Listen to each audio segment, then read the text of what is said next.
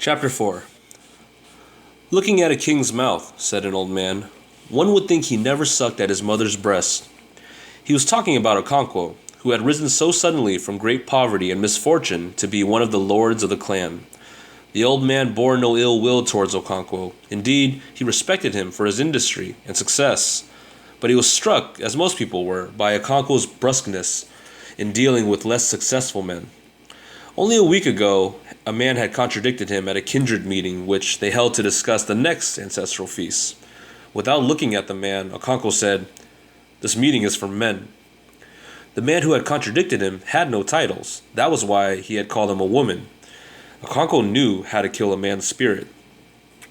Everybody at the kindred meeting took sides with Osugo when Okonkwo called him a woman. The oldest man present said sternly that those whose palm kernels were cracked for them by a benevolent spirit should not forget to be humble. Okonkwo said he was sorry for what he had said, and the meeting continued. But it was really not true that Okonkwo's palm kernels had been cracked for him by a benevolent spirit. He had cracked them himself. Anyone who knew his grim struggle against poverty and misfortune could not say he had been lucky. If ever a man deserved his success, that man was Okonkwo. At an early age, he had achieved fame as the great wrestler in all the land. That was not luck. At the most, one could say that his chi or personal god was good, but the Igbo people have a proverb that when a man says yes, his chi says yes also. Okonkwo said yes very strongly, so his chi agreed. And not only his chi, but his clan too, because it judged a man by the work of his hands. That was why Okonkwo had been chosen by the 9 villages to carry a message of war to their enemies, unless they agreed to give up a young man and a virgin to atone for the murder of Udo's wife. And such was the deep fear that the enemies had for Umofia that they treated Okonkwo like a king and brought him a virgin who was given to Udo as wife and the lad Ikemefuna. The elders of the clan decided that Ikemefuna should be in Okonkwo's care for a while, but no one thought it would be as long as 3 years.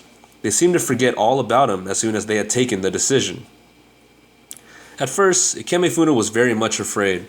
Once or twice he tried to run away, but he did not know where to begin. He thought of his mother and his 3-year-old sister and wept bitterly. Noye's mother was very kind to him and treated him as one of her own children. But all he said was, "When shall I go home?" When Okonkwo heard that he would not eat any food, he came into the hut with a big stick in his hand and stood over him while he swallowed his yams, trembling. A few moments later, he went behind the hut and began to vomit painfully. Noye's mother went to him and placed her hands on his chest and on his back. He was ill for 3 market weeks, but when he recovered, he seemed to have overcome his great fear and sadness. He was by nature a very lively boy, and he gradually became popular in Okonkwo's household, especially with the children. Okonkwo's son, Noye, who was 2 years younger, became quite inseparable from him because he seemed to know everything. He could fashion out flutes from bamboo stems and even from the elephant grass. He knew the names of all the birds and could set clever traps for the little bush rodents, and he knew which trees made the strongest bows. Even Okonkwo himself became very fond of the boy, inwardly, of course. Okonkwo would never show any emotion openly, unless it be the emotion of anger. To show affection was a sign of weakness. The only thing worth demonstrating was strength. He therefore treated Ikemefuna as he treated everybody else, with a heavy hand. But there was no doubt that he liked the boy. Sometimes, when he went to the big village meetings or communal ancestral feasts, he allowed Ikemefuna to accompany him, like a son, carrying his stool and his goatskin bag. And indeed, Ikemefuna called him father. Ikemefuna came to Umofia at the end of the carefree season between harvest and planting. In fact, he recovered from his illness only a few days before the week of peace began. And that was also the year Okonkwo broke the peace and was punished, as was the custom, by Ezeani, the priest of the earth goddess. Okonkwo was provoked to justifiable anger by his youngest wife, who went to plait her hair at her friend's house and did not return early enough to cook the afternoon meal. Okonkwo did not know at first that she was not at home. After waiting in vain for her dish, he went to her hut to see what she was doing. There was nobody in the hut, and the fireplace was cold. "Where is Ojiugo?" he said to his second wife, who came out of her hut to draw water from a gigantic pot in the shade of a small tree in the middle of the compound. "She has gone to plait her hair." Okonkwo bit his lips as anger welled up within him. Where are her children? Did she take them? He asked with unusual coolness and restraint. They are here, answered his first wife, Noye's mother. Okonkwo bent down and looked into her hut. Ojiugo's children were eating with the children of his first wife. Did she ask you to feed them before she went? Yes, lied Noye's mother, trying to minimize Ojiugo's thoughtlessness. Okonkwo knew she was not speaking the truth. He walked back to his obi to wait Ojiugo's return, and when she returned, he beat her very heavily. In his anger, he had forgotten that it was the week of peace. His first two wives ran out in great alarm, pleading with him that it was the sacred week. But Okonkwo was not the man to stop beating somebody halfway through, not even for fear of a goddess. Okonkwo's neighbors heard his wife crying and sent their voices over the compound walls to ask what was the matter. Some of them came over to see for themselves. It was unheard of to beat somebody during the sacred week. Before it was dusk, Ezeani, who was the priest of the earth goddess, Ani, called on Okonkwo in his obi. Okonkwo brought out kola nut and placed it before the priest. Take away your kola nut. I shall not eat in the house of a man who has no respect for our gods and ancestors. Okonkwo tried to explain to him what his wife had done, but Ezeani seemed to pay no attention. He held a short staff in his hand, which he brought down on the floor to emphasize his points. Listen to me, he said when Okonkwo had spoken. You are not a stranger in Umofia. You know as well as I do that our forefathers ordained that before we plant any crops in the earth, we should observe a week in which a man does not say a harsh word to his neighbor. We live in peace with our fellows to honor our great goddess of earth, without whose blessings our crops will not grow. You have committed a great evil. He brought down his staff heavily on the floor. Your wife was at fault, but even if you came into your obi and found her lover on top of her, you would still have committed a great evil to beat her. His staff came down again. The evil you have done can ruin the whole clan. The earth goddess, whom you have insulted, may refuse to give us her increase, and we shall all perish. His tone now changed from anger to command. You will bring to the shrine of Ani tomorrow 1 she-goat, 1 hen, a length of cloth, and 100 cowries. He rose and left the hut. Okonkwo did as the priest said. He also took with him a pot of palm wine. Inwardly, he was repentant, but he was not the man to go about telling his neighbors that he was in error. And so people said he had no respect for the gods of the clan. His enemies said his good fortune had gone to his head. They called him the little bird Enza, who so far forgot himself after a heavy meal that he challenged his chi. No work was done during the week of peace. People called on their neighbors and drank palm wine. This year they talked of nothing else but the Enzoani, which Okonkwo had committed. It was the first time for many years that a man had broken the sacred peace. Even the oldest men could only remember 1 or 2 other occasions somewhere in the dim past. Ogbuefi Ezeodu, who was the oldest man in the village, was telling 2 other men who came to visit him that the punishment for breaking the peace of Ani had become very mild in their clan. It has not always been so, he said. My father told me that he had been told that in the past a man who broke the peace was dragged on the ground through the village until he died. But after a while, this custom was stopped because it spoiled the peace which it was meant to preserve. Somebody told me yesterday, said one of the younger men, that in some clans it's an abomination for a man to die during the week of peace. It is indeed true, said Ogbuefi Ezeodu. They have that custom in Obodoani. If a man dies at this time, he is not buried, but cast into the evil forest. It is a bad custom which these people observe because they lack understanding. They throw away large numbers of men and women without burial. And what is the result? Their clan is full of the evil spirits of these unburied dead, hungry to do harm to the living.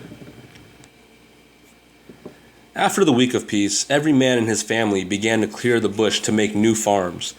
The cut bush was left to dry, and fire was then set to it. As the smoke rose into the sky, kites appeared from different directions and hovered over the burning field in silent valediction. The rainy season was approaching, when they would go away until the dry season returned. Okonkwo spent the next few days preparing his seed yams. He looked at each yam carefully to see whether it was good for sowing. Sometimes he decided that a yam was too big to be sown as one seed, and he split it deftly along its length with his sharp knife. His eldest son, Noye and Ekemefuna, helped him by fetching the yams in long baskets from the barn and in counting the prepared seeds in groups of 400. Sometimes Okonkwo gave them a few yams each to prepare, but he always found fault with their effort, and he said so with much threatening. "Do you think you are cutting up yams for cooking?" he asked Ngoye. "If you split another yam of this size, I shall break your jaw. You think you are still a child. I began to own a farm at your age, and you," he said to Ikemefuna, "do you not grow yams where you come from?" Inwardly, Okonkwo knew that the boys were still too young to fully understand the difficult art of preparing seed yams, but he thought that one could not begin too early. Yam stood for manliness, and he who could feed his family on yams from one harvest to another was a very great man indeed. Okonkwo wanted his son to be a great farmer and a great man. He would stamp out the disquieting signs of laziness which he thought he already saw in him. "I would not have a son who cannot hold up his head in the gathering of a clan. I would sooner strangle him with my own hands. And if you stand staring at me like that," he swore, "Amadiora will break your head for you." Some days later, when the land had been moistened by 2 or 3 heavy rains, Okonkwo and his family went to the farm with baskets of seed yams, their hoes and machetes, and the planting began. They made single mounds of earth in straight lines all over the field and sowed the yams in them. Yam, the king of crops, was a very exacting king. For 3 or 4 moons it demanded hard work and constant attention, from cockcrow till the chickens went back to roost. The young tendrils were protected from earth heat with rings of sisal leaves. As the rains became heavier, the women planted maize, melons, and beans between the yam mounds. The yams, then staked, first with little sticks and later with tall and big tree branches. The women weeded the farm 3 times at definite periods in the life of the yams, neither early nor late. And now the rains had really come, and so heavy and persistent that even the village rainmaker no longer claimed to be able to intervene. He could not stop the rain now, just as he would not attempt to start it in the heart of the dry season, without serious danger to his own health.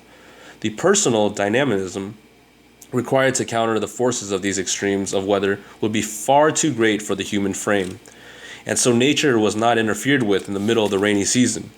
Sometimes it poured down in such thick sheets of water that earth and sky seemed merged in one gray wetness. It was then uncertain whether the low rumbling of Amadiora's thunder came from above or below. At such times, in each of the countless thatched huts of Omofia, children sat around their mother's cooking fire telling stories, or with their father in his obi warming themselves from a log fire, roasting and eating maize. It was a brief resting period between the exacting and arduous planting season and the equally exacting but light-hearted month of harvest. Ikemefuna had begun to feel like a member of Okonkwo's family. He still thought about his mother and his 3-year-old sister, and he had moments of sadness and depression.